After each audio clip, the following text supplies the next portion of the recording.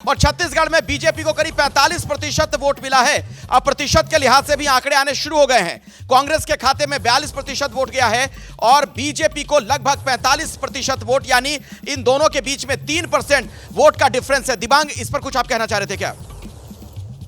अगर आप छत्तीसगढ़ का जो चुनाव आयोग का जो रुझान है वो देखें, 39 सीटें और 35 सीटें, कुल मिलाकर 76 सीटों का वहाँ पर अनुमान आया है। लेकिन बाकी सीटें अगर आप गिन के देखें तो अभी भी आंकड़ा कांग्रेस के पक्ष में ही पड़ता है। पर मैं ये कह रहा हूँ कि केवल रुझान है, रुझानों का कोई मतलब नहीं, बिल्कुल शुरुआती रुझान है। मैं चुनाव आयोग का जो आंकड़ा है उन्हीं को देख के जोड़ के आपको बता रहा हूँ। और मतलब दिन के 11 बज गए, अभी भी लगभग हम ये कह सकते हैं कि शुरुआती रुझान है। और क्योंकि अभी सिर्फ 76 के ही रुझान आए, वोट प्रतिशत जो है उसका ये समझ लीजिए, जो वोट सीटें मिली हैं उनके आधार पर ही वोट प्रतिशत है। सीटों में इस समय वो आगे हैं, 4 सीटों से आगे हैं कांग्रेस से, तो जाहिर है उनका वोट प्रतिशत ज्यादा। एक सवाल यहाँ से ये भी है अक्कू जी कि क्या इसमें कुछ बदलाव भी हो सकता है क्या, कि कुछ बदल जाए? देखिए, अब जब एक बार एक लिमिट के बाद में 2 घंटे की काउंटिंग हो गई है तो उसके बाद वो जो ट्रेंड चलता है उसी पर आगे बढ़ता चला जाता है। अब पीछे होने की संभावना नहीं है। और राजस्थान में जो इलेक्शन कमीशन की जो पहले हो रहा था 99 के फेर में बीजेपी फंसी थी, अब उससे भी उबर गई, अब 101 पे पहुंच चुकी है।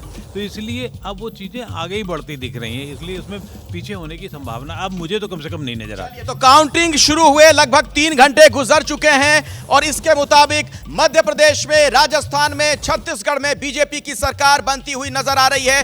तेलंगाना में कांग्रेस की सरकार बन सकती है। तो अभी की बड़ी खबर आपको बता दें, बीजेपी के लिए अच्छी खबर है, बीजेपी की बल्ले बल्ले आप कह सकते हैं।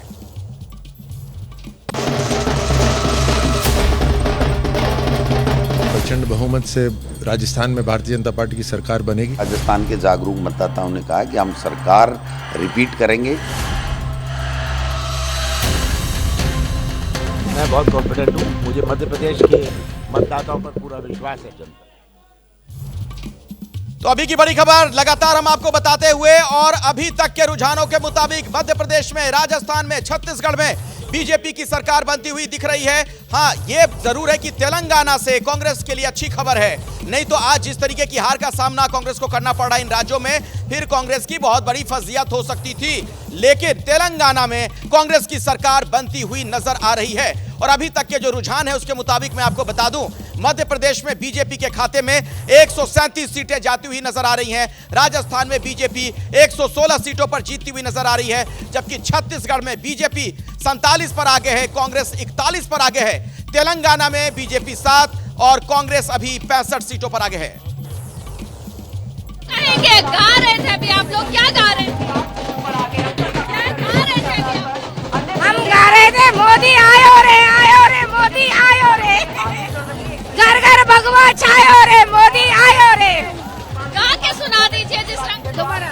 जो राम को लाए हैं हम उनको लाएंगे, राजस्थान में भी हम भगवा लहराएंगे, राजस्थान में भी हम भगवा लहराएंगे।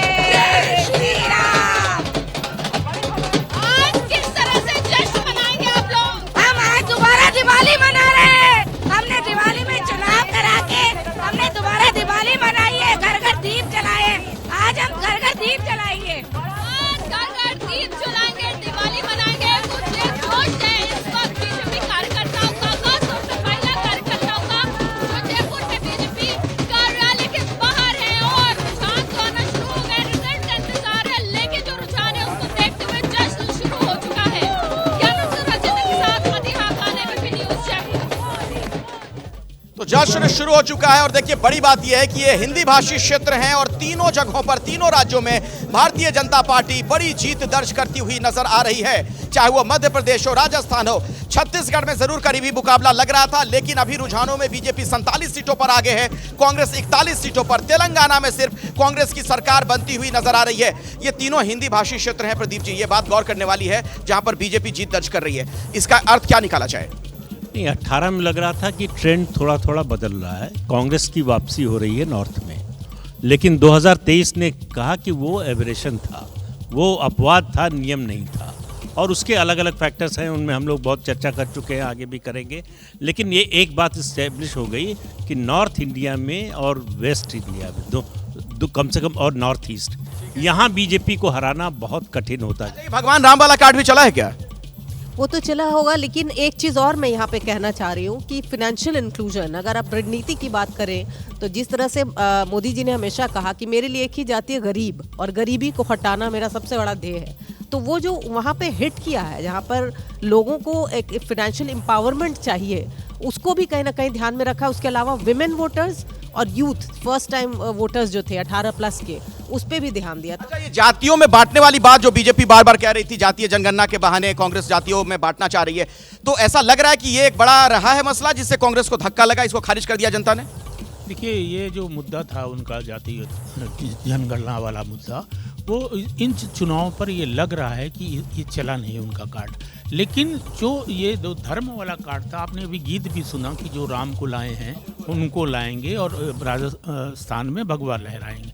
तो ये जो एक हिंदुत्व वाला कार्ड है, वो भी इसमें कहीं ना कहीं प्लस कर रहा है। प्लस कर रहा है, ठीक है।